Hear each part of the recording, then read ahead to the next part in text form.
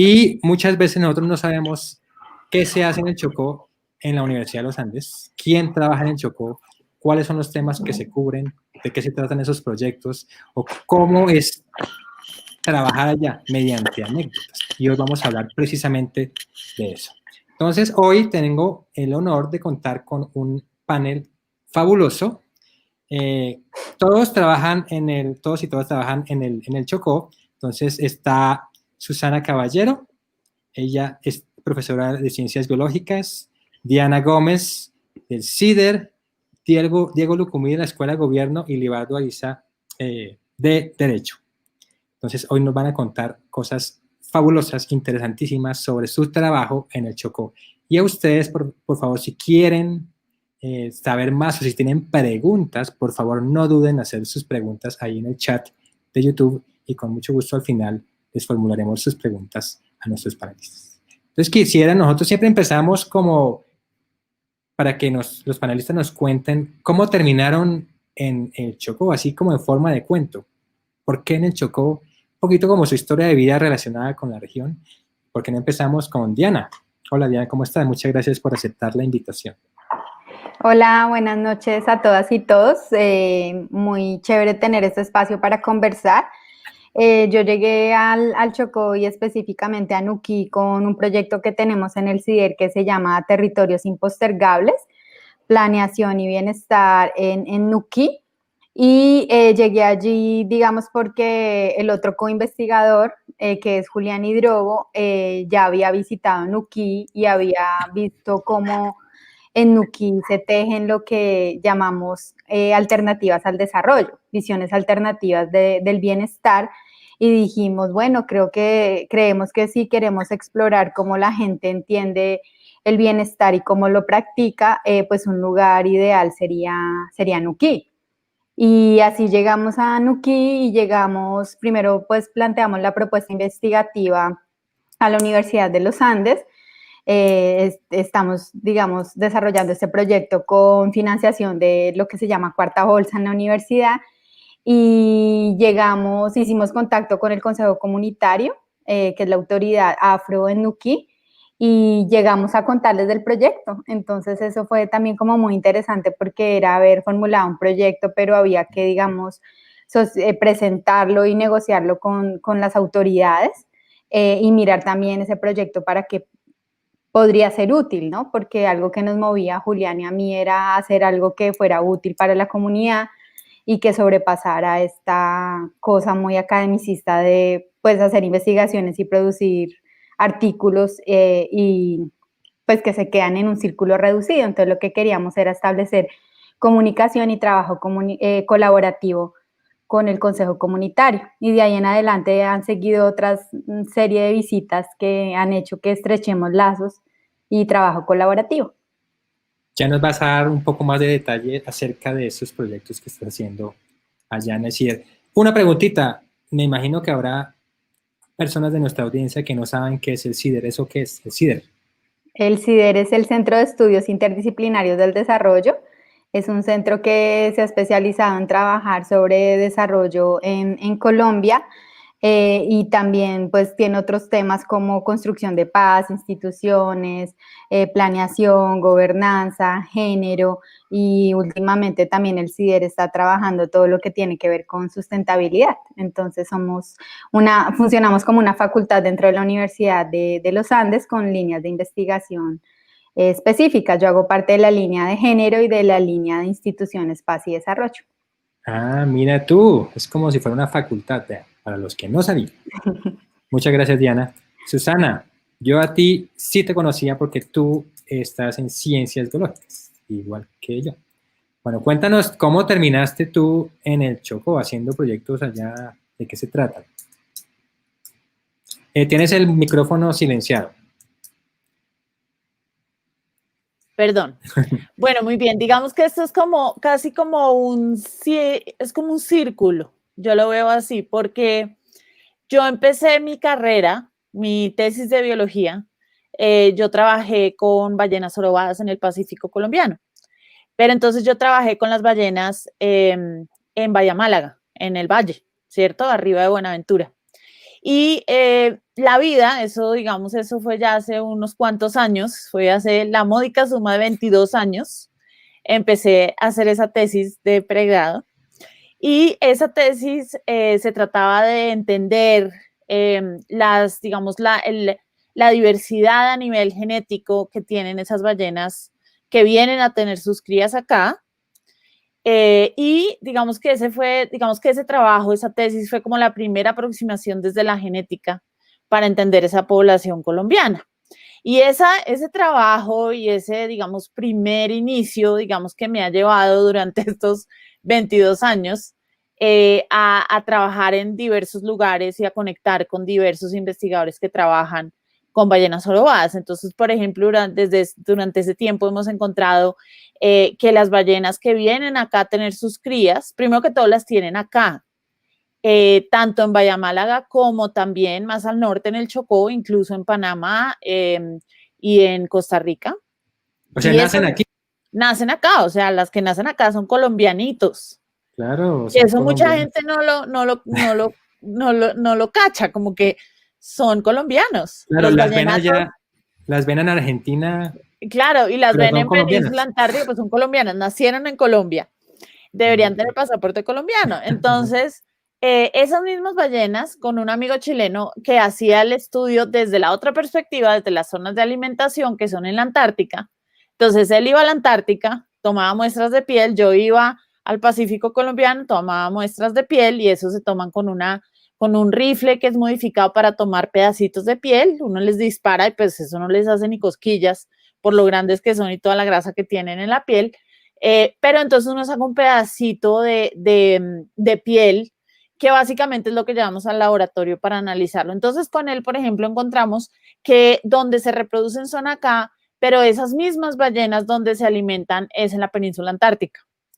Y después él continuó con el estudio, digamos, para su doctorado, y él hizo una comparación con todo el Pacífico Sur y resulta que las de Colombia y las de la península antártica son genéticamente diferentes a las del resto del hemisferio sur. Changos.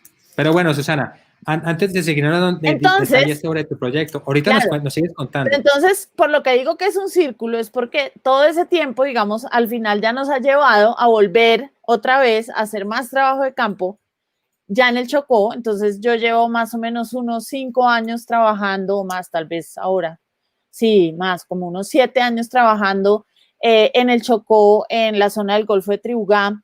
Digamos, nos basamos en un pequeño poblado que es precioso, que se llama Coquí, que es como, digamos, unos 45 minutos en lancha de Nuquí, como al sur de Nuquí.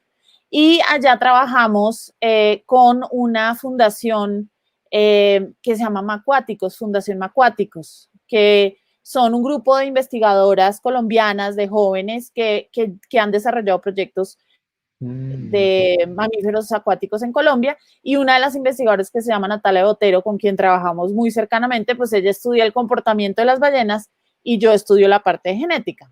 Entonces, digamos que son dos trabajos que se complementan muy bien.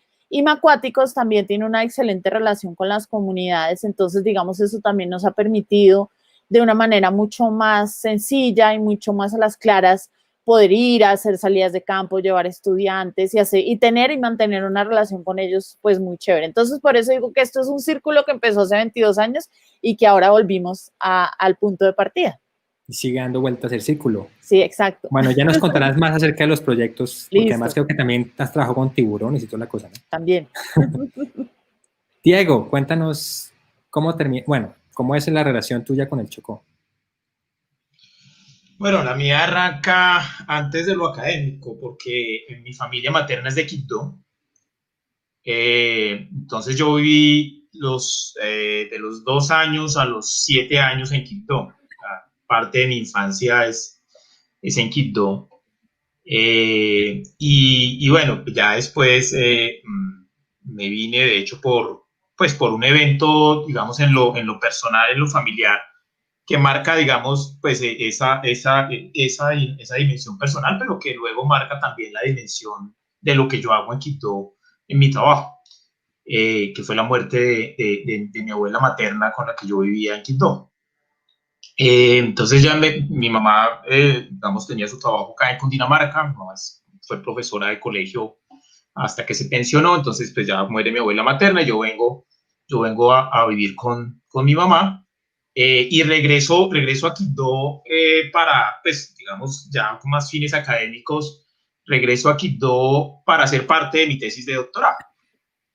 Uno de los componentes de mi tesis de doctorado lo hice en Quibdó, y a partir de allí entonces empiezo a construir una relación de trabajo que hemos mantenido, o sea, ese trabajo de campo fue en 2012, y empiezo una relación de trabajo que hemos mantenido desde entonces, en un esfuerzo pues que articula a la Universidad Tecnológica de Chocó, en particular el programa de enfermería de esa universidad, a la Secretaría de Salud de Quibdó,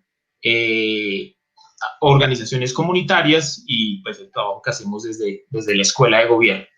Entonces, digamos, esos son como los vínculos, y la razón por la, digamos, el tema, pues que ahora podemos hablar de ello, es yo trabajo lo que tiene que ver con los determinantes sociales de la hipertensión, o sea, no tanto la mirada médica, sino un poco más social, y las dinámicas sociales, cómo influencian eso.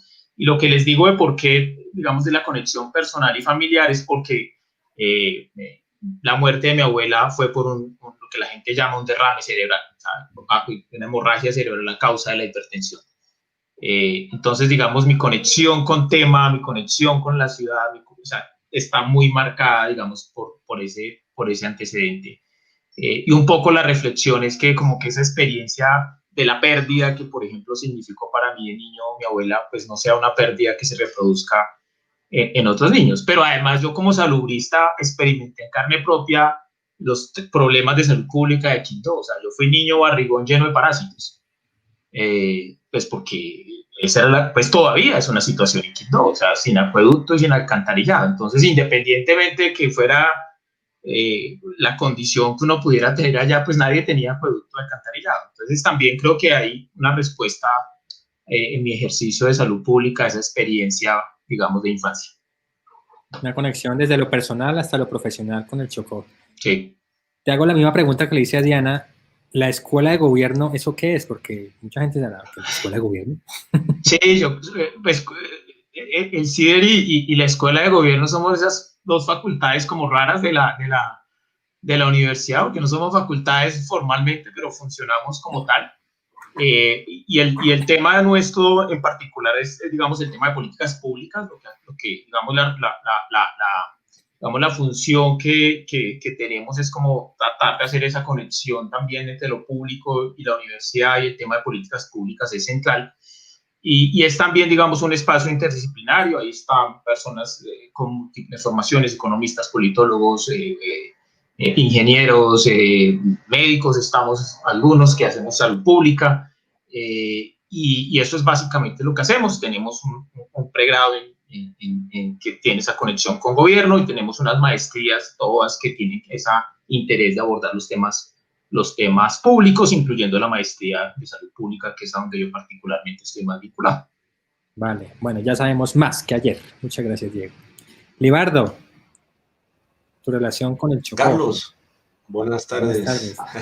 Hola, Diego, Susana, Diana. Pues mi relación con el Chocó es más reciente y me llegó casi por sorpresa, como una gran responsabilidad personal, y es el año pasado el director de investigaciones de la facultad, o el CIJUS, que es el Centro de Investigaciones de la facultad, me envió a tomar un café y a contarme que había un proyecto de financiación externa que estaba buscando, o que tenía como objetivo fundamental apoyar a consejos comunitarios y a comunidades afrocolombianas de 6 departamentos, particularmente trabajar con lideresas y líderes afrocolombianos y afrocolombianas de 6 departamentos para realizar un diálogo en torno al fortalecimiento de sus capacidades para acceder a la justicia y movilizar sus intereses y derechos a través del aparato judicial. Entonces me dijeron, ¿usted se le mide? Yo he trabajado antes bastante con derecho y pueblos indígenas, derecho y multiculturalismo, y yo dije, pues sí, porque el objetivo fundamental, como luego imagino que más adelante hablaremos, es que este movimiento de líderes y les están buscando desde el 91 el reconocimiento de su justicia propia, tal y como lo tienen los pueblos indígenas en la Constitución del 91, y quieren generar un litigio y una movilización jurídica para lograr el reconocimiento de sus formas de justicia tradicionales. Entonces me dijeron, sí, dije, sí, midámonosle, pasamos la propuesta y tuvimos la suerte de ganarla, y arrancamos el proyecto a finales del año pasado. Y como digo, sí, el proyecto me encontró, yo encontré esta oportunidad también de contribuir, y ahí estamos, viendo a ver hasta dónde llegamos con las distintas comunidades de los 6 departamentos. Uno de los departamentos es el Chocó. 4 miradas, 4 perspectivas diferentes del Chocó. Y es curioso porque tengo entendido que ninguno de ustedes se conocía, ¿cierto? Entonces, es posible que de aquí salgan colaboraciones futuras. Bueno, Diana, entonces cuéntanos ahora sí alguno de tus proyectos que nos quieres contar, de qué se tratan, como para que la gente que nos está escuchando se empape un poquito de esa investigación en el Chocó. ¿Por qué es interesante? ¿Por qué? Bueno, pues Territorios Impostergables tiene el objetivo de conocer cuáles son las visiones de bienestar de la población afro en Nuquí, y también comprender cómo es la organización que hacen del territorio, cómo planean el territorio y cuáles son como sus actividades económicas. Lo que nos interesa con esa investigación es mostrar que existen distintas, digamos, no solo visiones del mundo, del universo, de la relación que establecemos con la naturaleza, sino también poder identificar cómo es que eso se hace real. O sea, cómo ir más allá de reconocer que somos un país pluriétnico y multicultural, y ver que eso se materializa en concepciones diversas y específicas sobre la naturaleza, sobre el territorio, en las formas en que se planea el territorio, la manera en que se pone en marcha la economía.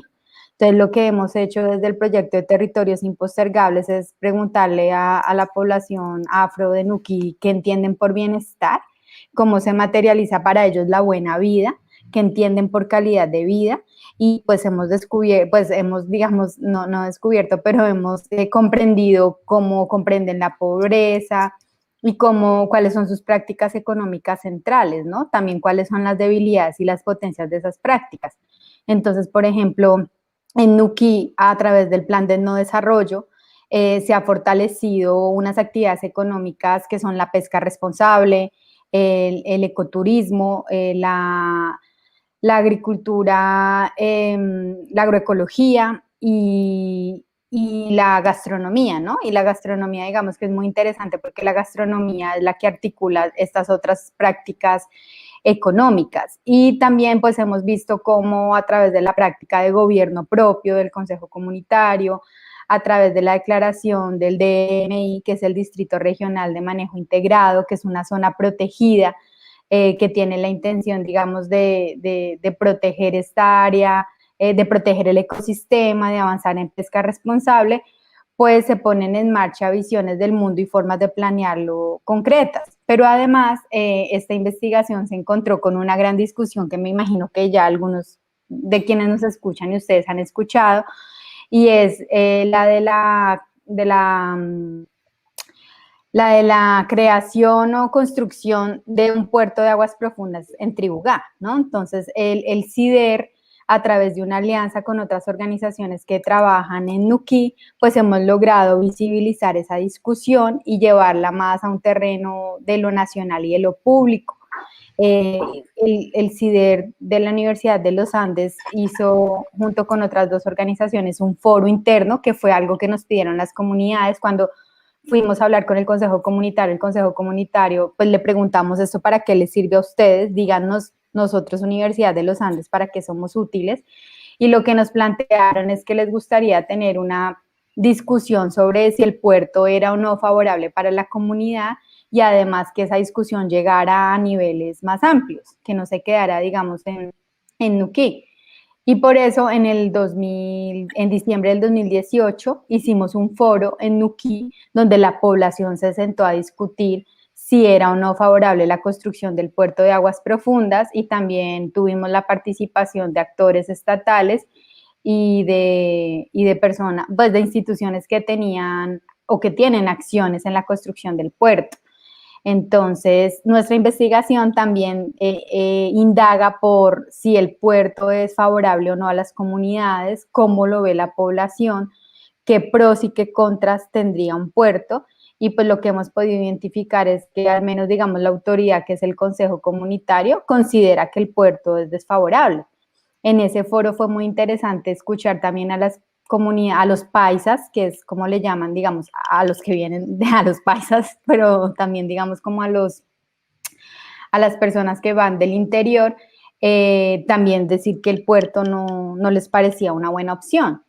Entonces ha sido interesante porque nos ha permitido también indagar como obras de infraestructura y cómo también, digamos, las decisiones que se establecen desde el gobierno nacional, desde el Plan Nacional de Desarrollo, pues terminan afectando visiones propias del bienestar de las comunidades. Y también cómo eso se enmarca en políticas y discursos más globales, como por ejemplo el de la economía azul. Colombia está adoptando seguir, digamos, como esa idea de la economía azul, que significa que vamos a sacar provecho económico del agua, del mar, de los ríos. Y esto que se ve como potencia para algunos, pues para otros termina siendo como pues una gran debilidad, ¿no? Termina afectando sus ecosistemas y sus modos de vida. Entonces ha sido muy bonito escuchar también cómo es que entiende la gente la felicidad, el bienestar, y nos hemos encontrado con una noción muy bonita, y es la de vivir tranquilamente.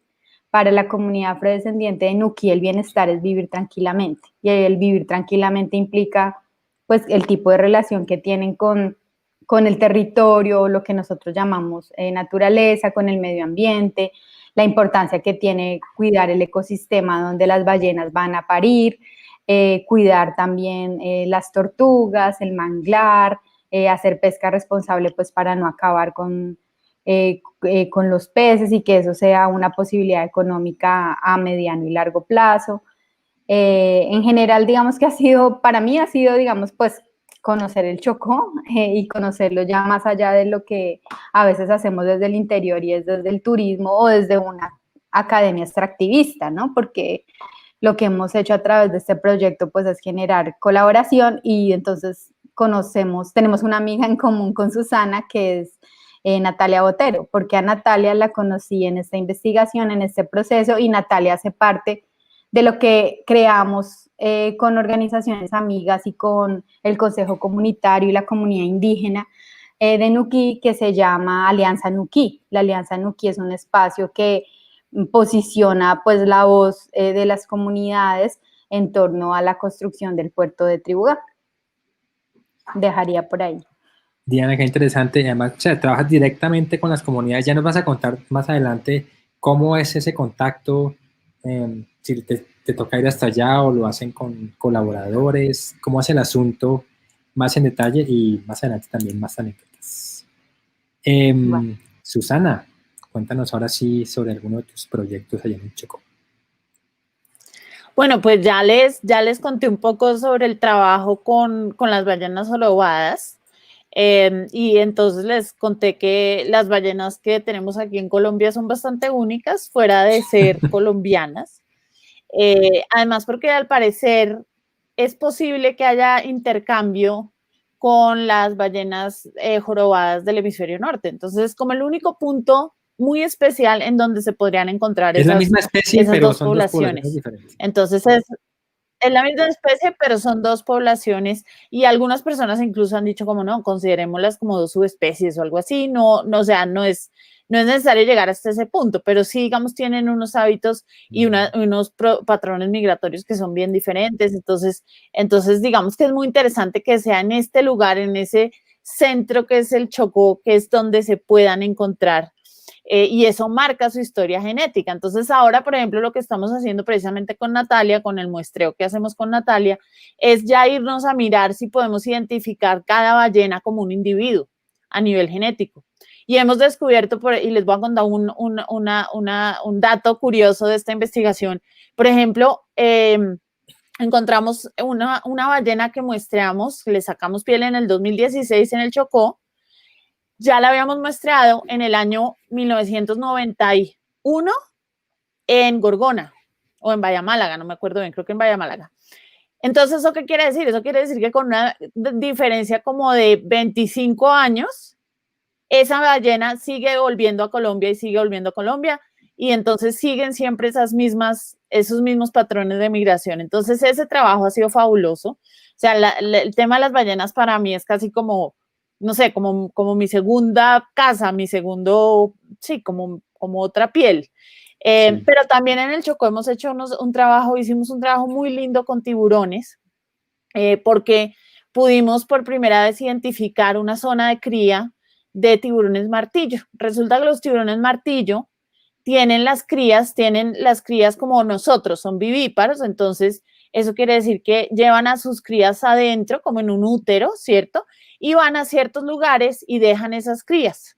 Entonces, por ejemplo, nosotros el trabajo teníamos muestras de la isla Malpelo, ese trabajo lo hicimos con la Fundación Malpelo, y después con comunidades en Utría y en Sanquianga, se tomaron muestras de los tiburoncitos pequeños y resulta que encontramos que había directamente papás y mamás de esos pequeños tiburoncitos dentro de los de Malpelo.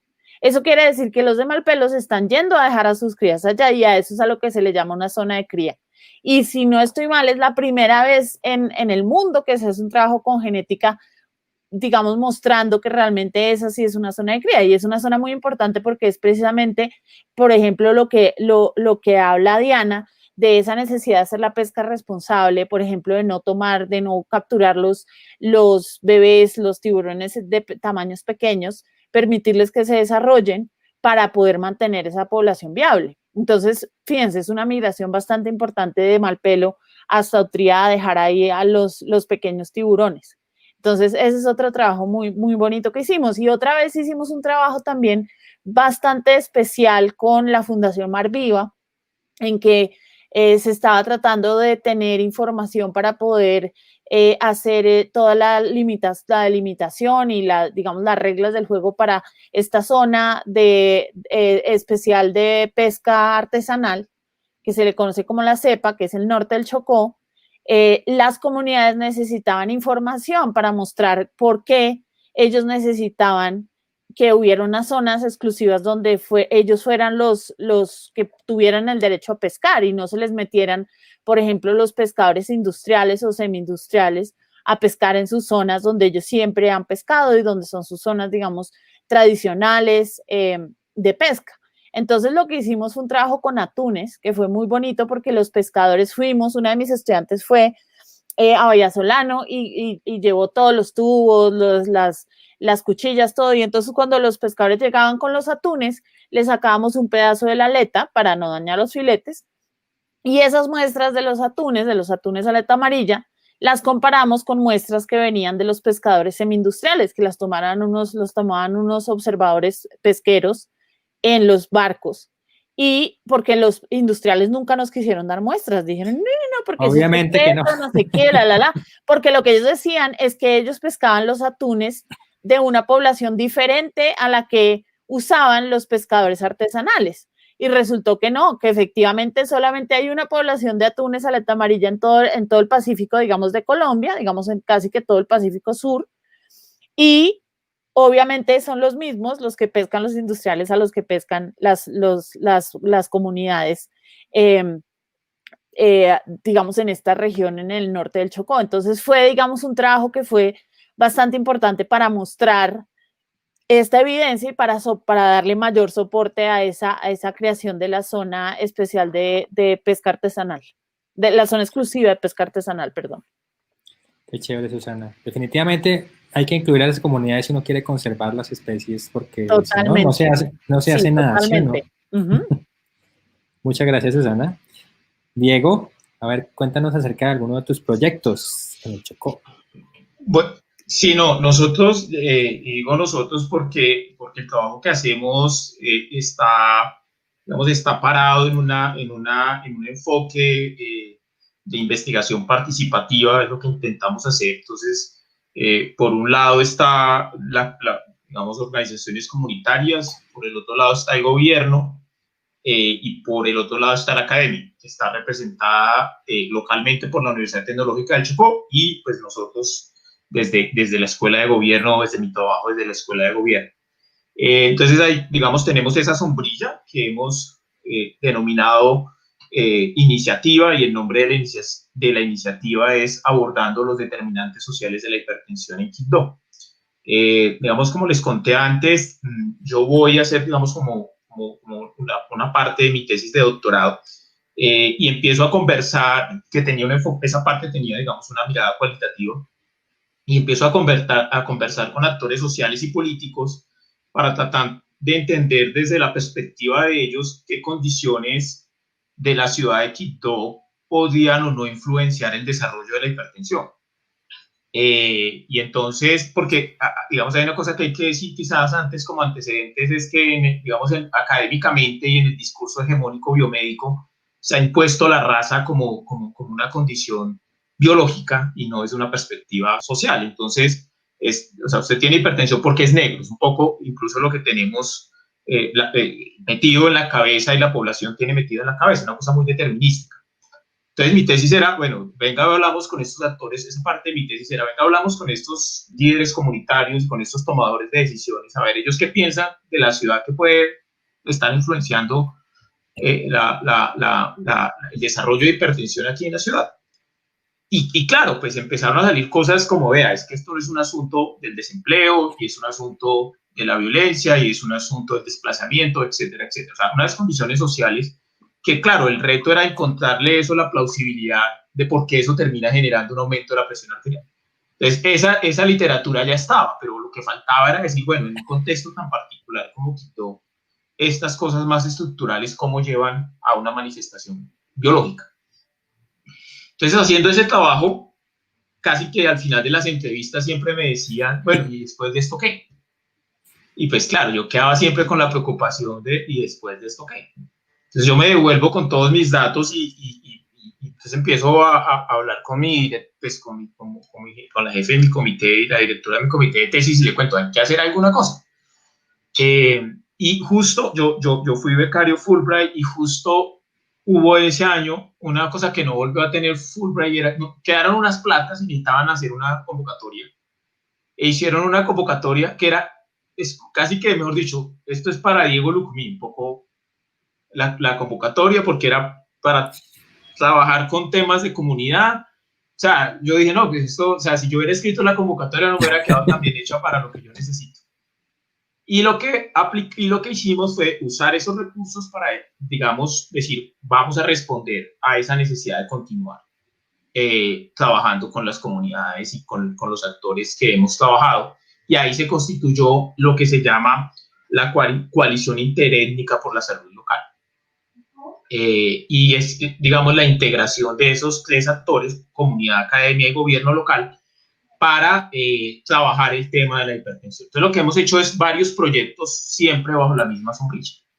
Desde entender, por ejemplo, tratar de estimar la prevalencia de hipertensión en Quito, proyectos que tienen que ver con cómo intervenir, digamos, con acciones comunitarias. Ahora lo último que estamos haciendo es, con toda la evidencia que hemos podido acumular, estamos ya por terminar lo que es el plan local de prevención de la enfermedad cardiovascular en Quibdó, con énfasis en la hipertensión, que es como una hoja de ruta que queremos desarrollar para que la ciudad, digamos, adopte acciones en diferentes frentes, en infraestructura, en nivel educativo, a nivel de los servicios de salud, para la prevención de la enfermedad cardiovascular, teniendo como énfasis la hipertensión. Entonces, un poco lo que hemos hecho hasta ahora desde el 2013 hasta aquí, hasta el 2020.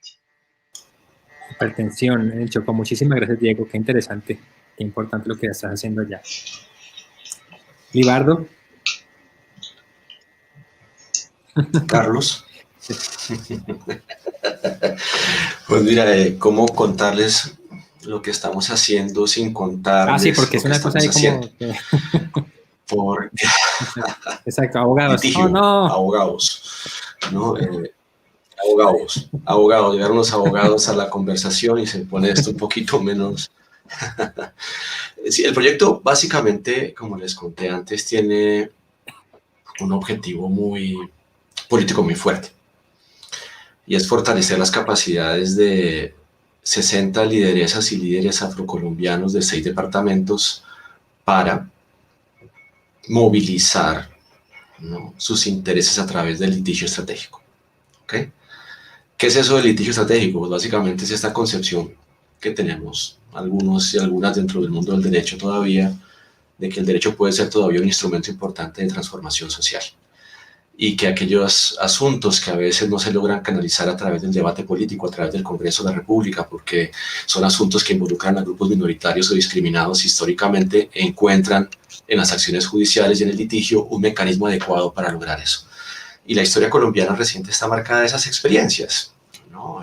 La mayoría de los grandes logros políticos en Colombia en los últimos años del movimiento de derechos han sido logros judiciales.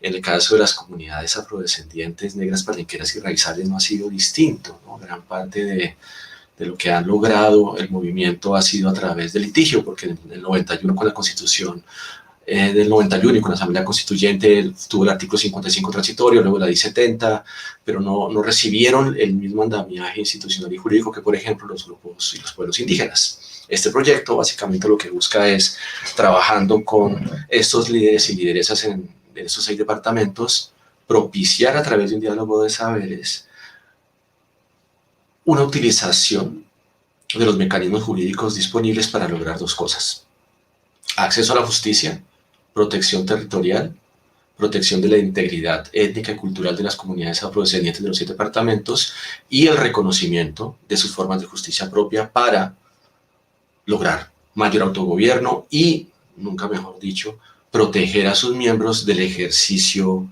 de la justicia penal oficial, ¿no? La Administración de Justicia colombiana, a pesar de los grandes avances que tiene, todavía es ciega a la diversidad en muchos aspectos, ¿no? El racismo sigue estando presente en todas las instancias, con mayor o menor medida, del diseño institucional, desde la actuación policial hasta las grandes cortes. Entonces, este proyecto lo que intentamos hacer es trabajar con las comunidades, identificar casos, ¿no?, prioritarios para ellos y para ellas. En el Chocó, ¿no?, unos casos que no podemos mencionar, pues, porque son los que vamos seguramente a adelantar, ¿no? Entonces, en cada departamento priorizamos unos casos, caracterizamos los casos y realizamos planes de litigio estratégico.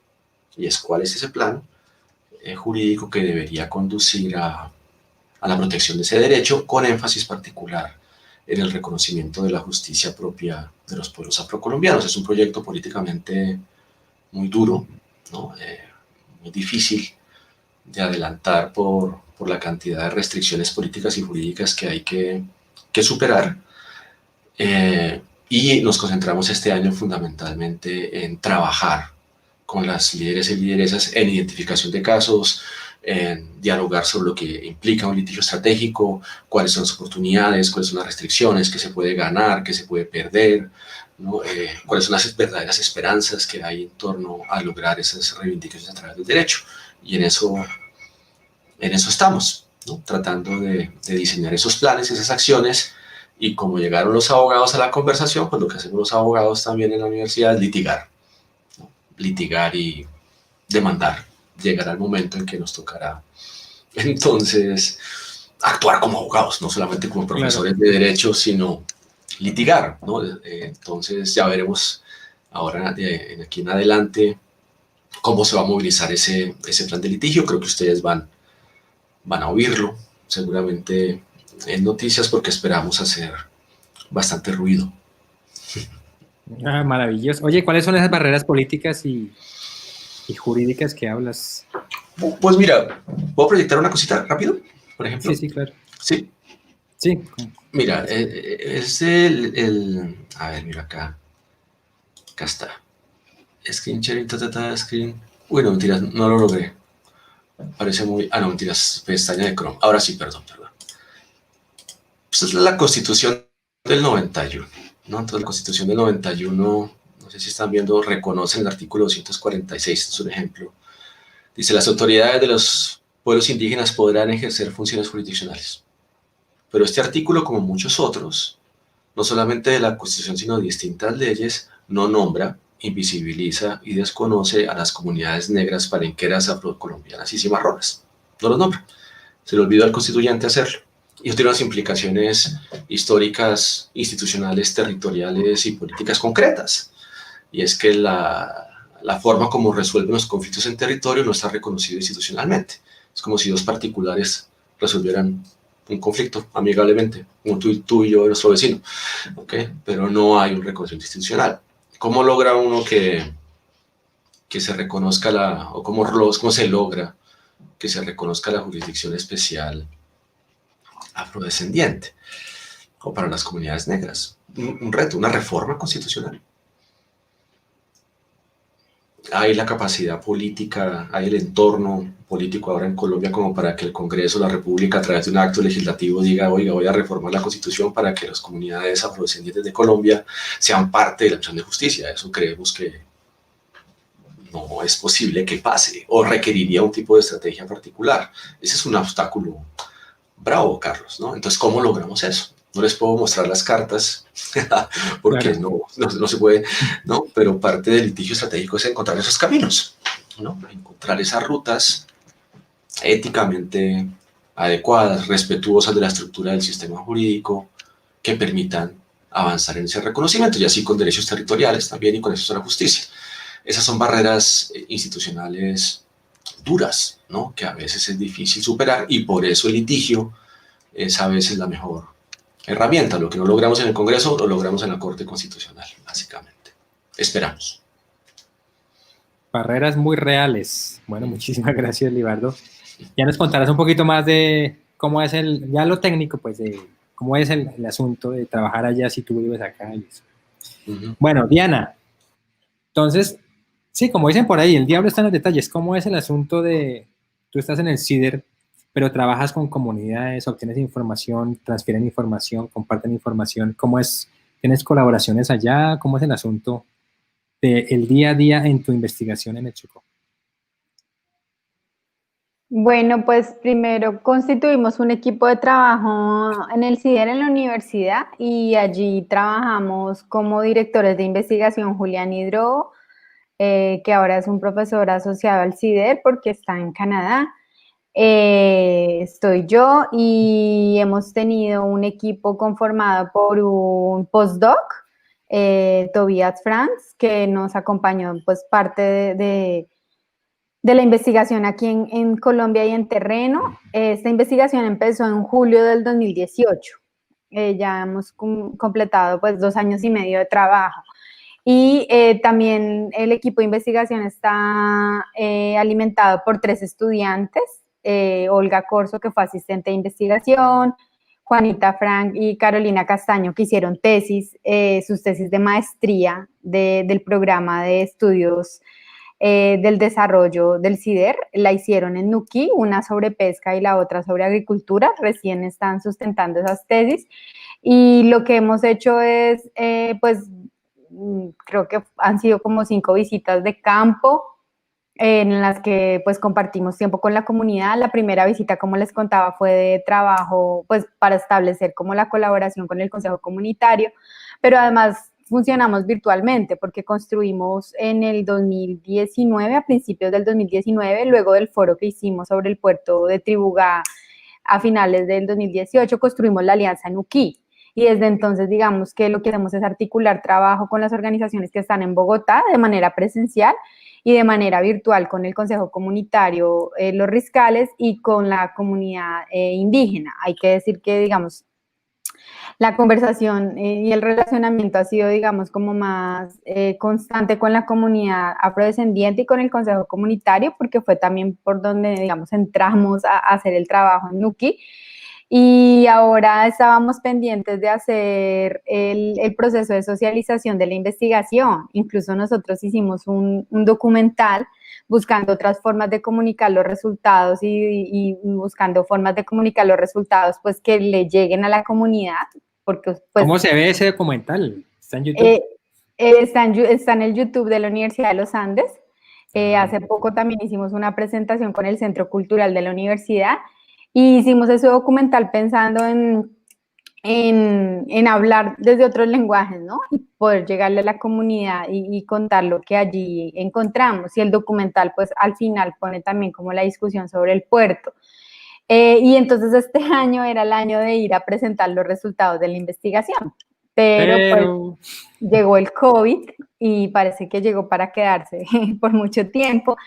Entonces lo que hemos hecho pues son socializaciones y discusiones virtuales, los famosos webinars, que creo que ya también estamos un poco agotados de los webinars, pero ha sido un espacio pues para mantener el contacto. Ahora tenemos que planear cómo vamos a hacer la socialización con un segmento más amplio de la población y pues analizando si el otro año vamos a poder ir o no a territorio, porque pues se trata también pues de cuidarnos mutuamente, entonces estamos ahí como en esa encrucijada y esa sería la fase que sigue ahora, ¿no? Socializar los resultados de este proyecto y mirar cómo podemos seguir colaborando y pues obviamente la idea es una colaboración a largo plazo. Claro que sí, socialización en persona, porque creo que esos webinars le va a llegar a un segmento muy pequeñito de gente en el Chocó. Sí, no. Claro, y allá hay problemas de conectividad y no es la forma pues en la que dialoga y conversa la gente. Entonces, incluso teníamos pensado una escuela de formación colectiva donde ellos, digamos, la comunidad es profesor, docente y nosotros también, y pues lo que hay es un intercambio de saberes. Pero bueno, vamos a ver qué pasa con el COVID, porque pues eso sí hace muy triste el cierre de las investigaciones, no poder comunicarse en persona. Entonces, Diana, los estudiantes juegan un papel muy importante en esta investigación. Sí, bastante. Entonces, si eres estudiante y quieres trabajar en el Chocó, en el CIDER, comunícate con Diana. Sí, logramos más financiación, porque claro que sí. Ahora también todo se está recortando. Sí, estamos en un periodo como interesante. Seréis condenados a vivir en tiempos interesantes, decían por ahí. Gracias, Diana.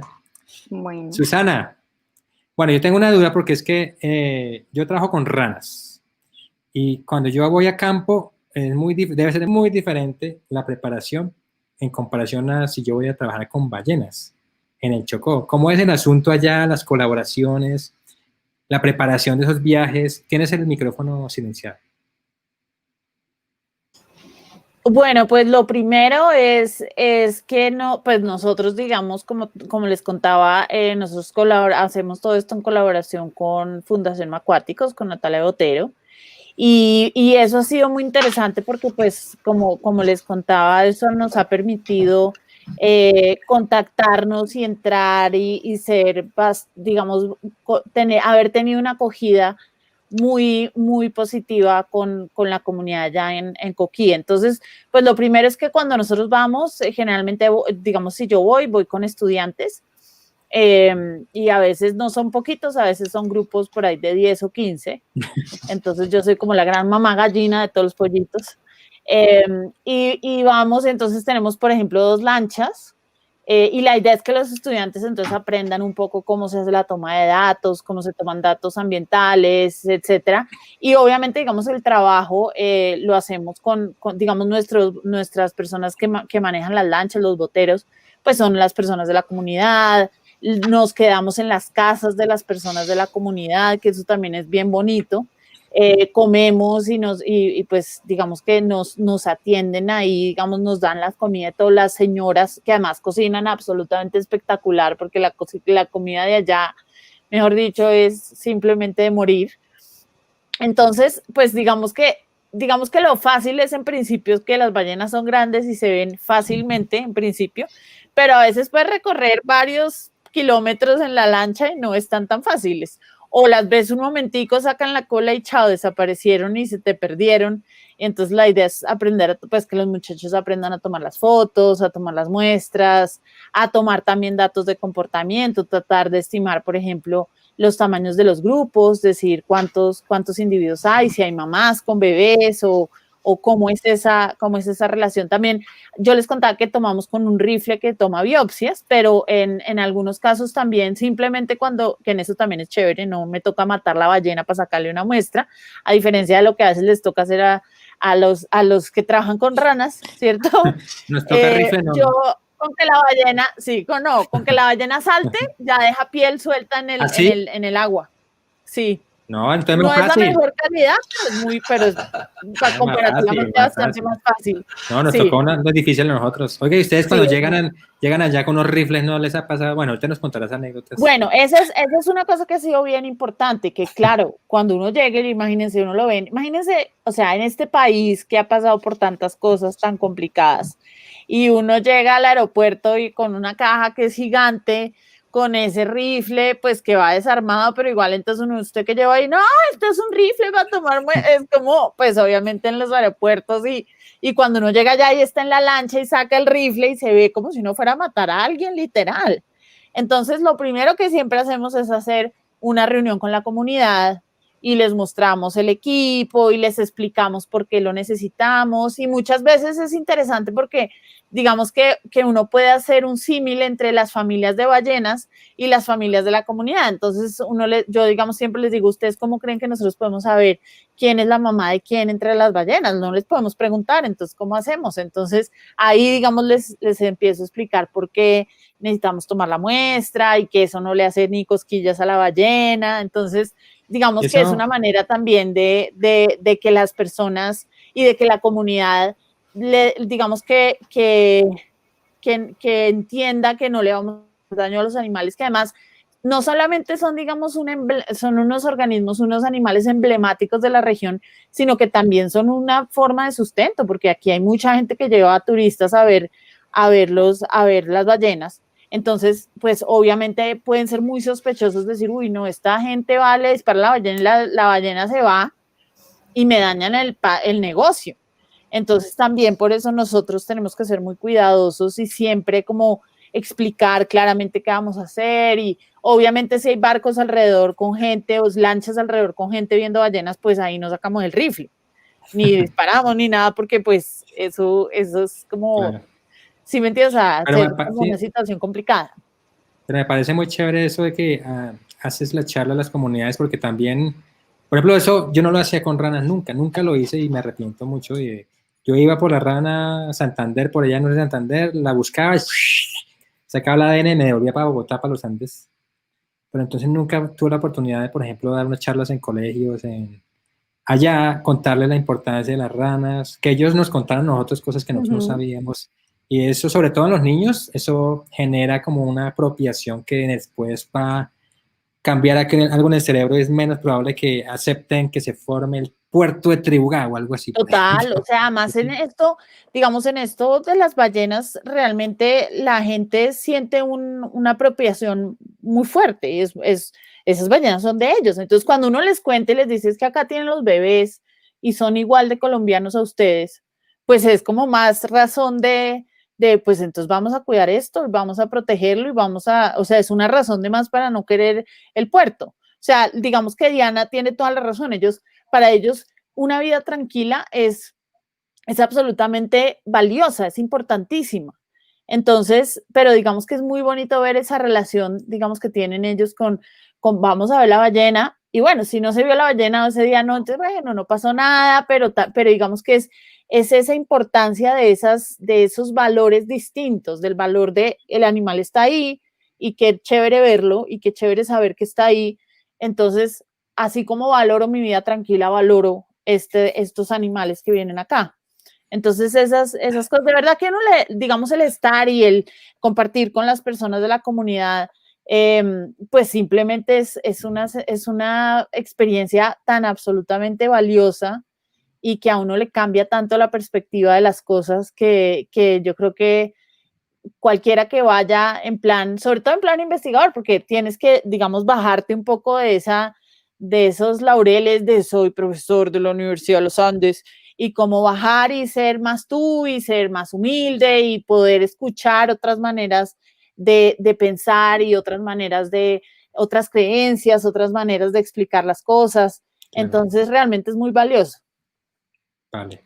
Gracias, Susana, por contarnos los detalles de la búsqueda de ballenas. Diego, entonces cuéntanos, entonces tú trabajas con hipertensión al Chocó, ¿cómo son los detalles? O sea, ¿tú trabajas en conjunto con los hospitales o tú vas hasta allá? ¿Cómo es el asunto?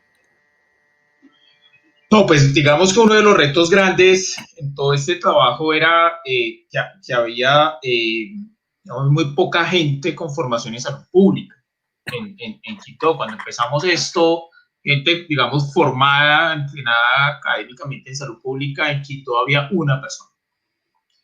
Y entonces parte de lo que, digamos, de las preocupaciones es que tratar de hacer transformaciones en salud pública allá sin tener gente con formación que esté allá iba a ser muy difícil. Entonces uno de los desafíos que teníamos por trabajar era cómo construir capacidad, o sea, todo esto al final también implicaba la construcción de capacidad.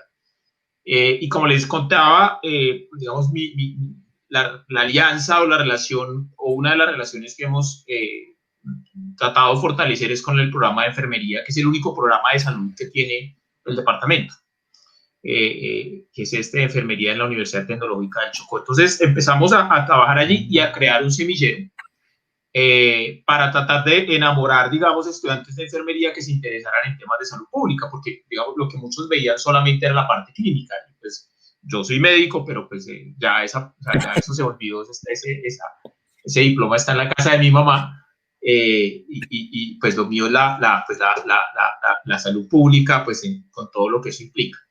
Entonces era, digamos, no quedarnos tanto en la clínica, que era la única visión que ellos tenían, además porque tampoco veían la investigación como una posibilidad, ¿no? Entonces, este semillero tenía esa idea. Entonces, empezamos a trabajar con una colega ya de la universidad para tratar de identificar a aquellos potenciales estudiantes que pudieran estar motivados por estos temas. Y eso ha rendido sus frutos. Eso ha rendido sus frutos porque no solamente digamos, el semillero empezó a funcionar, sino que ya tenemos de ese semillero, 5 vinieron a los Andes a hacer algún programa, gestión pública, salud pública, y una psicología, maestrías. 2 ya están haciendo, una ya está haciendo doctorado en epidemiología, una integrante de ese semillero, y otro se va ahorita para Estados Unidos a hacer su doctorado en economía de la salud. Mira tú, entonces, qué maravilloso.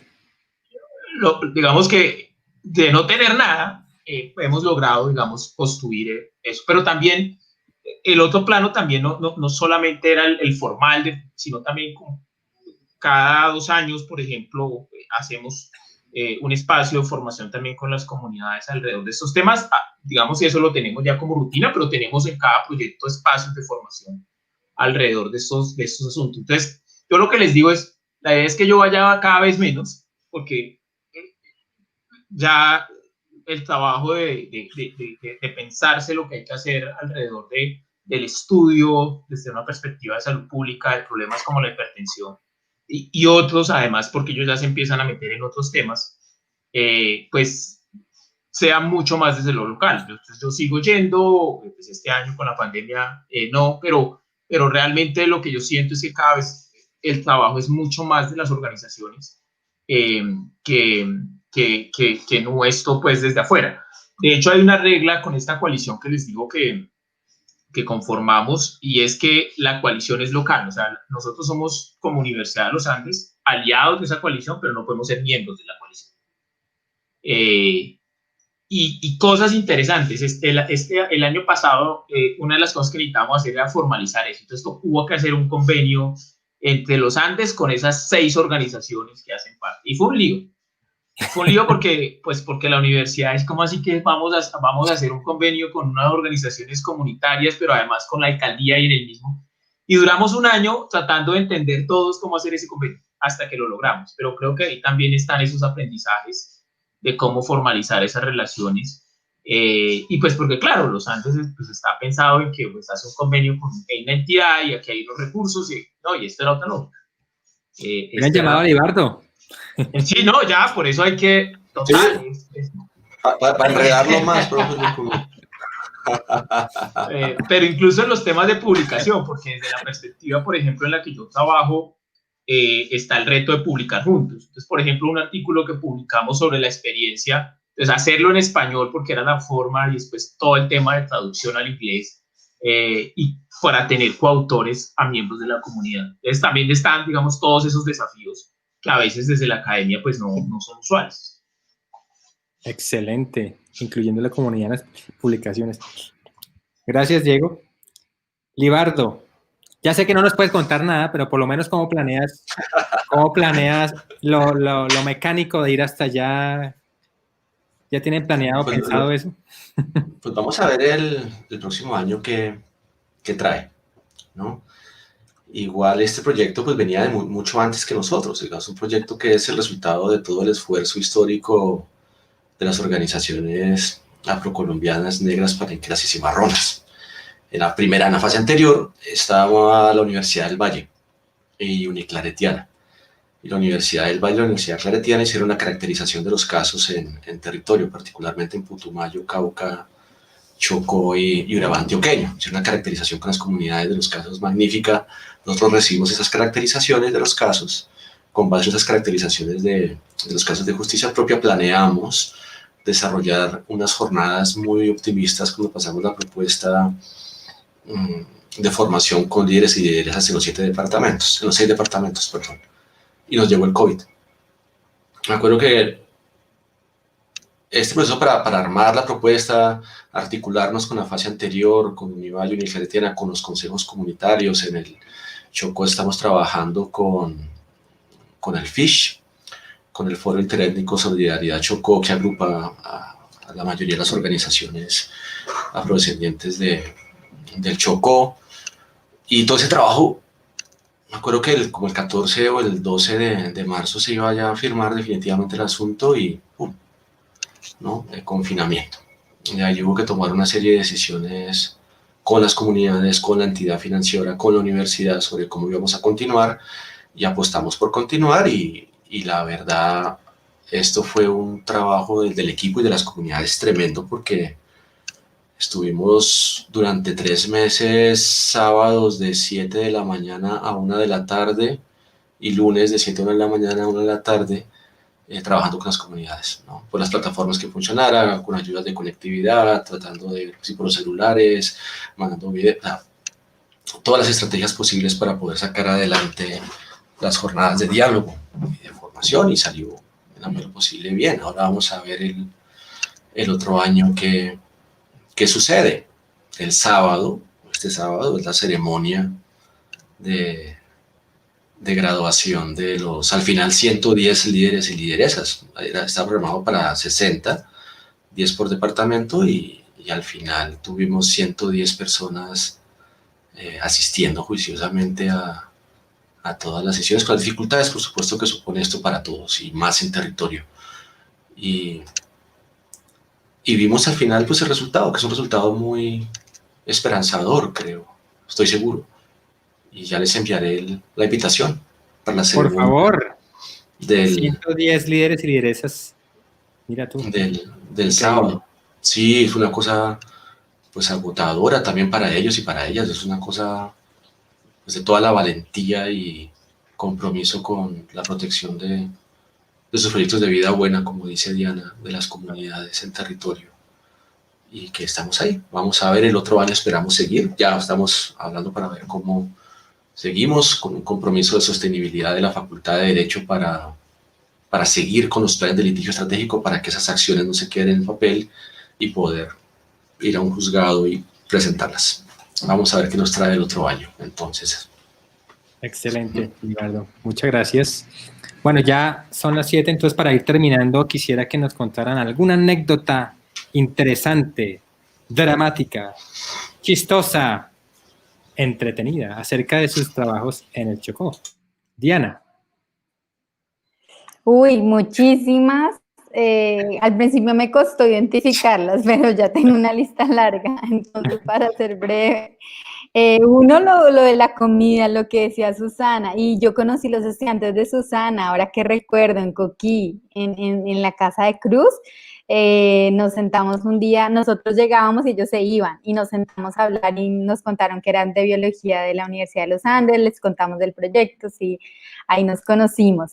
La comida en Coquí es, Dios mío, auxilio, son manjares, se come mucho y yo más bien pues por la noche no como mucho. Entonces, pues primero fascinada con la comida, entonces ¿quién no come con esa comida tan deliciosa? Pero luego ya pues por las noches no podía comer mucho, entonces eran una estudiante que también come bastante y los hombres los que más comían, entonces nos tocaba pasar ahí la comida pues con cuidado de que no se dieran cuenta porque todos sabemos que ir a comunidad es muy importante comer lo que nos sirve y que en cada comunidad hay una visión de lo que es poquito o mucho. Entonces, eso era gracioso porque todos llegábamos pasaditos de kilos. La comida es realmente deliciosa, son manjares. Y otras anécdotas que un día, bueno, pues es que son muchas anécdotas, pues para mí el Chocó Inuki ha sido pues un descubrimiento y la posibilidad también de conectarse uno con esos mundos socionaturales que, pues, de los que estamos tan alejados en Bogotá. Entonces, ir a visitar el manglar, ir a la cascada, entrar a los termales, ir a ver ballenas, ir a la selva, a las fincas de los habitantes de Nuquí, pues todo es como, pues produce una felicidad inmensa. Y una cosa que me pasó bonita, que pues nunca había experimentado esa sensación, fue ir a pescar. Fuimos a pescar pues, con un pescador. Yo nunca en mi vida había pescado y pues rápidamente pesqué y la sensación, o sea, como que cuando leíamos las entrevistas y nos contaban para los pescadores qué significaba pescar, pues como que uno no captaba. Y cuando yo sentí que había agarrado un pez, que lo iba a coger y que lo iba a sacar, alcancé a sentir eso que los pescadores describían en sus entrevistas, ¿no? Como una sensación como también como de la fuerza de yo soy el que pesco, y me sorprendió porque yo me paro desde otros lugares, pues, frente a, digamos, a esas, sí, como esas muestras de virilidad. Entonces, pues para mí fue una sensación muy interesante. Y lo otro es que no sé por qué a mí los animales me persiguen. Entonces, a mí me persiguen los gatos, los perros, y me encantan, pero de lejitos. Las ballenas no, para que Las ballenas, cuando salí a ver ballenas, pues vi la cola y quedé frustrada, pero solo la sensación de sentirlas ahí cerquitas fue súper bonito. Pero entonces los animales me persiguen y había uno que era chiquitico, un perrito chiquitico que se llama Metete en el corregimiento de Termales. A Nuquí lo conforman distintos corregimientos, uno de esos es Coquí, del que nos hablaba Susana, y otro es Termales. Y Metete pues nos perseguía y era chiquito, entonces estaba ahí afilando sus dientes y nos mordía y bueno, no nos dejaba solos y nos acompañaba a todo lado donde teníamos que ir a caminar. Entonces en la siguiente salida de campo yo no pude ir, sino que fueron los estudiantes y pues la conversación era en torno a Metete, que qué había pasado con Metete, que cuál había sido la vida de Metete, y entonces a Metete lo habían regalado a otro lugar y pues compartir con toda la población son aprendizajes, ¿no? Son aprendizajes muy profundos porque es una población como muchas de Colombia marcadas de manera profunda por la guerra. Entonces también es aprender cuando se habla de la guerra, cuando se habla de la violencia, cuando no, y cómo a pesar de todo eso también es una población pues con mucha fuerza, con mucha potencia, ¿no? Creo que esos son pues experiencias de vida que lo marcan a uno siempre, lo marcarán para siempre, y a las estudiantes pues creo que también les pasó eso. Conocimos una mujer pescadora, porque la mayoría son hombres, y bueno, pues habría muchísimas cosas que contar, pero pues decir que nos encontramos con una población que nos recibió con las manos abiertas y que se sorprendieron gratamente cuando la Universidad de los Andes volvió a su segunda salida de campo, porque decían que los académicos prometen mucho pero cumplen poco, van una vez, no vuelven, no mantienen relaciones sostenidas con la comunidad y prometen mucho. Entonces nuestro esfuerzo ha sido pues, tratar de mantener una relación, ojalá sea mucho, mucho, mucho Claro que sí. largo plazo. Esos proyectos tienen que ser a largo plazo, para un jalón de orejas a la academia. Buenísimas tus anécdotas, Diana, y saludos a Metete, si está viendo. Susana, cuéntanos una anécdota buenísima. ¿Tienes el micrófono? Pues a ver, yo fui una vez y llevé a mis hijos. Yo tengo 2 hijos, uno ahora tiene 13 años y el chiquito tiene 9. Y en ese momento el chiquito tenía 7. Y nada, los chinos llegaron felices. Yo había estado tratando de enseñarle sobre todo al chiquito a comer pescado. Entonces yo compraba salmón o mojarra, cosas en el mercado, y los preparaba y el chino que no quiero, qué porquería, no sé qué. Y fue que llegara al Chocó y comió todo el pescado, iba y le decía a la señora Cruz, señora Cruz, pero ¿será que queda un poquito más de ese pescado tan bueno? Y yo era como, ¿qué pasó acá? Bueno, la historia es que este muchachito al segundo día decidió quitarse las chancletas, él era pata pelada, qué pereza esas chancletas, estorban, mamá, yo quiero como los otros niños. Bueno, iban, hacían concursos de natación, jugaba fútbol, mejor dicho, el más feliz. Y un día resulta que vio una gatita, todos tenemos creo que anécdotas con los animales allá, y entonces resulta que vio una gatita que parece que estaba muy gorda y parece que estaba preñada. Y entonces el chino oyó a un señor decir que cuando tuviera los gatitos los iban a botar al mar. Y el niño llegó ante la mamá, mamá, ¿van a botar a los gatitos de Coco al mar? Y yo, momo, pues es que a veces toca porque pues de pronto no tienen para comida para los gatitos y tal. No, yo no puedo dejar que pase eso. Entonces se bajó la escalera y fue donde la señora Cruz, la gata era la señora Cruz. Señora Cruz, ¿me puede hacer un favor? A ver, ¿qué será, Simón? Que si me regala la gata Cocoa. Y la señora Cruz yo creo que dijo, y dijo, sí, llévesela, Simón. Y claro, llega el chino, mamá, la señora Cruz me regaló la gata, no sé qué. Bueno, yo no, bueno, ¿cómo no la vamos a llevar a Bogotá? Pues bueno, llegamos a los 2 días que ya nos regresábamos con una caja para echar la gata. La señora Cruz era, ¿en serio se va a llevar a Coco? Yo, pues señora Cruz, ¿usted le se la regaló al Simón? ¿Qué hacemos? Pero era para que usted dijera que no. Y yo, pero señora Cruz, yo sabía que sí. Y entonces, pues nos hemos metido la gata entre la caja y a la lancha. Y en la lancha empezó a llover y la caja se empezó a deshacer. Y tocó meter a la pobre gata entre la medio caja que quedaba entre un costal para irnos para el aeropuerto de Nuquí. Mejor dicho, eso fue un cuento que, mejor dicho, llevarse esa caja, llegamos al aeropuerto y uno de los guardias, ¿usted qué lleva ahí? Una gata, no la puede llevar. Y yo, dígale eso a ese muchachito y este chino prende este aeropuerto a grito pelado. Y entonces nos trajimos a la tal gata Cocoa. La gata Cocoa fue la sensación, no estaba preñada, tenía una infección gastrointestinal que donde no nos lo hubiéramos traído se hubiera muerto. Y la gata Cocoa después se voló un día mientras estábamos en el tratamiento de la infección y resultó preñada. Y tocó hacerle cesárea. Entonces, claro, toda la gente allá en Coquí, uy, la gata Cocoa se volvió de la ciudad, le hicieron cesárea, se volvió elegante, estrato 6, de todo. Entonces, esa fue la historia de esa gata. Pero mis hijos, o sea, es como, ¿cuándo nos vamos para el Chocó? Y este año nosotros no pudimos ir, Natis pudo ir, Natalia pudo ir unos días y conseguir unas muestras. Y obviamente mis hijos no perdonan, o sea, ellos ya el mejor lugar del mundo es el Chocó. Y es tal cual. Van a traer una ballena. Claro que Cocoa seguramente mata menos pajaritos aquí que allá. Probablemente, Sí. probablemente. Aunque era buena cazadora y me dejaba ratones y pajaritos encima de mi cama. Una nota la Qué gata mala, Cocoa. qué mala la pobre. Bueno, dependiendo si eres ornitólogo. Gracias, Susana, por la anécdota. Diego, tu anécdota. No, esto es, digamos, como les digo, parte del proceso de este trabajo, de las intenciones de este trabajo ha sido formar, digamos, como capacidad local. Y estábamos ya como en una de las reuniones de cierre de año y estábamos ahí con los integrantes del semillero. Y había una de las integrantes que en algún momento se había presentado acá a la universidad a hacer su maestría.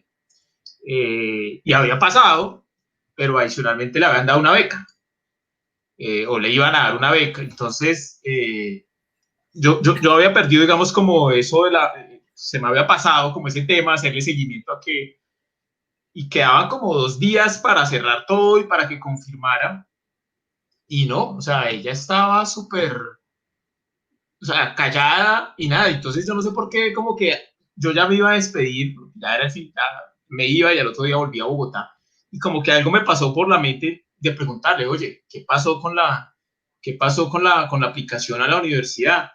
Y ella dice, no, pues me llegó una carta y que había pasado y que tengo chance de que me bequen, pero yo no creo que eso sea verdad. Y claro que yo convulsioné, pues, o sea, a ver, tú tienes un cupo en la Universidad de los Andes con posibilidad de que te bequen. Dice, sí, pero no, es que yo no creo porque es que la beca dice que, o sea, eso dice que es para personas de bajos recursos. y pues yo soy de muy bajos recursos, entonces yo no creo, y a ver, lo que dices es que es para personas de bajos recursos, o sea, si hay alguien que se puede ganar esa beca eres tú, ¿sí?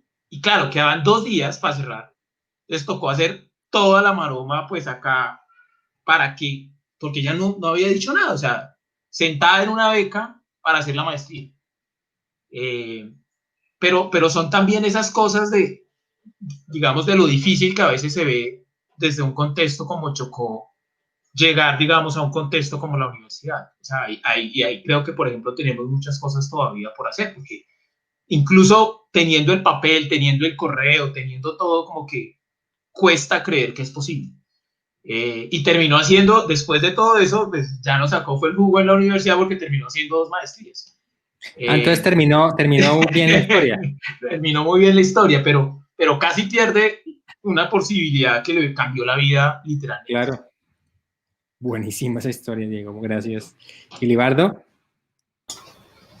Pues Carlos, no sé si había sido buena idea dejar al abogado de último para las anécdotas, porque las anécdotas de abogados no son precisamente las más divertidas. Desafortunadamente, pues por el trabajo que tuvimos en este proyecto con las comunidades, pues el volumen y cantidad de historias de violencia y es abrumador, ¿no? Es abrumador, y uno de los retos duros del equipo fue precisamente eso, aprender a dialogar y a manejar el impacto político y emocional que nos generaba la impotencia de no poder hacer mucho más, ¿no?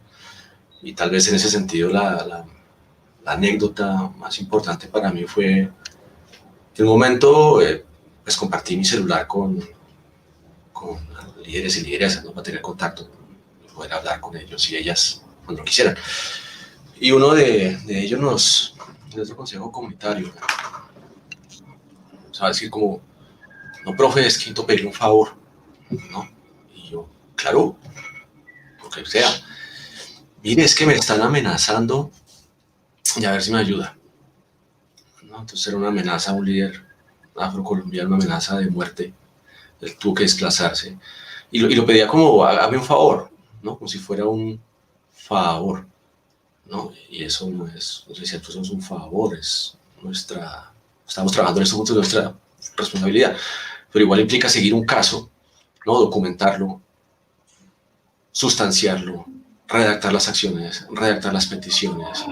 Y yo le pedí al equipo que nos ayudaran en esto, y 3 monitores de investigación, Mateo, Antonia y Felipe, literalmente se pusieron la 10 junto con un investigador del proyecto y generaron unas acciones de tutela y unos protocolos de atención que yo creo que son una de las cosas más importantes del proyecto y que vamos a subir a la página, ¿no? Con un manual de protección para líderes y líderes afrodescendientes de qué hacer frente a amenazas, dónde acudir, cómo documentarlo, qué demostrar, cuáles son los tiempos, si le dicen que no, qué hacer, ¿no? Si ponen una tutela y se la niegan, cómo la impugna, pues que tengan todo ahí. Y yo creo que eso para mí fue la actitud política de Antonia, ojalá estés oyendo, de Mateo y de Felipe y de Mario haciendo esto, para mí fue ya como lo más significativo de este proyecto. Pero como dije, Carlos, las anécdotas de abogados no son muy divertidas, no, desafortunadamente. De lo terrible de la situación, pero también como, o sea, hacer ese tipo de cosas es muy, muy importante, porque es que, igual como decía Diego, o sea, si algo que podría parecer tan simple como es aceptar una beca, imagínate tú una situación como es una amenaza. Debe ser algo como, o sea, no veo qué hacer. Entonces, hacer un manual, como dices tú, para indicar qué hay que hacer en esas situaciones tiene mucho valor en esta situación.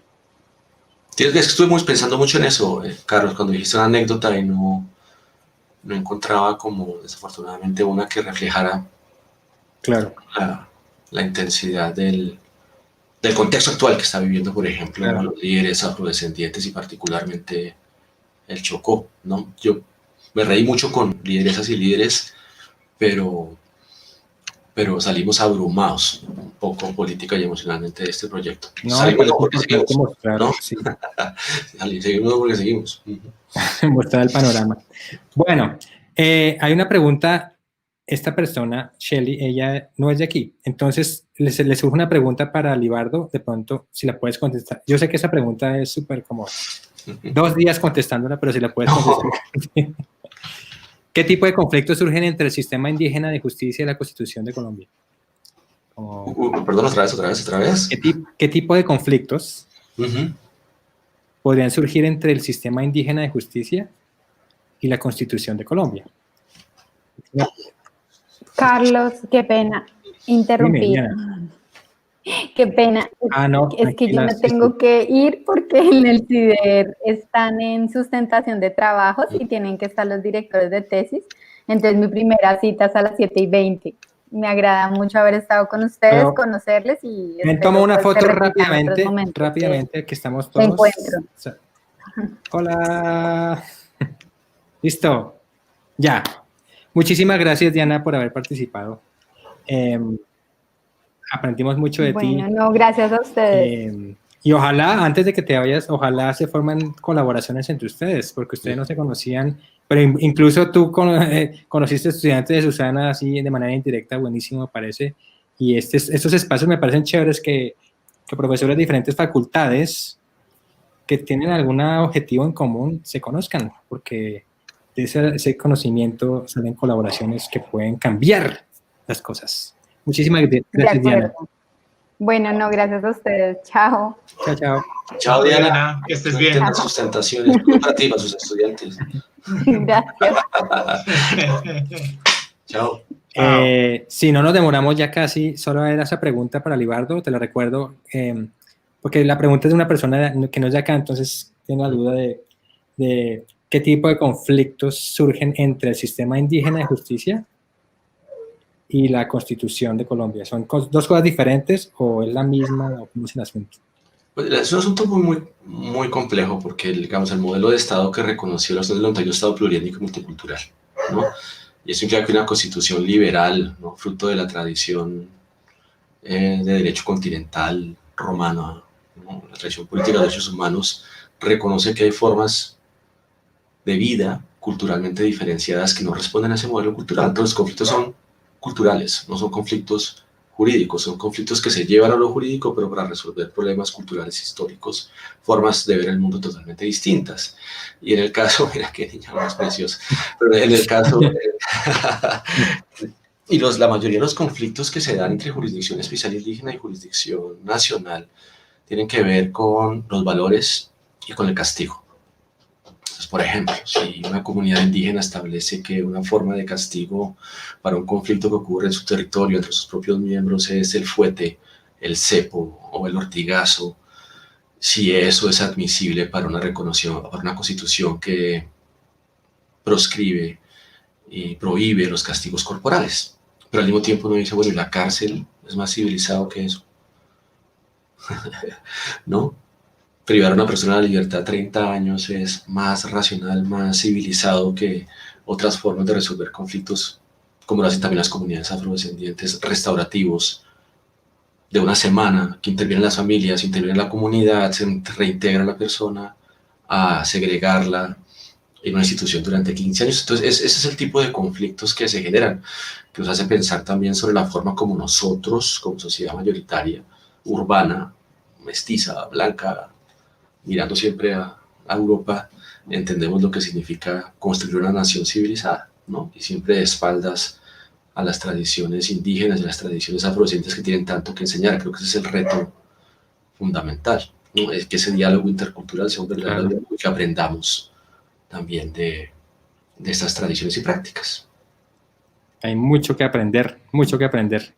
Sí. Bueno, entonces, con estas palabras de Libardo, yo quería agradecerles por participar en Seneca Divulga versión Chocó. Pues que tengan una buena noche y ojalá esta pandemia termine pronto para que ustedes puedan regresar y hacer sus proyectos en el Chocó. Entonces, de nuevo, muchísimas gracias y nos veremos en un próximo episodio de Seneca divulga. Muchas gracias, Carlos, Muchas profesor. gracias, Carlos. Muchas gracias, Chao. Carlos. Chao. Gracias a Gusto. ustedes. Un Cuídense placer. mucho, por favor. Y espero que hagamos cosas Claro, juntos a que futuro. salgan Seguro que colaboraciones sí. de acá, buenísimo. Sí, sí. Sí, chéverísimo. Muchas gracias a Muchas todos. gracias. Abrazo, Abrazo. muchas gracias. Chao. Buenas noches. Buenas noches Chao. a todos.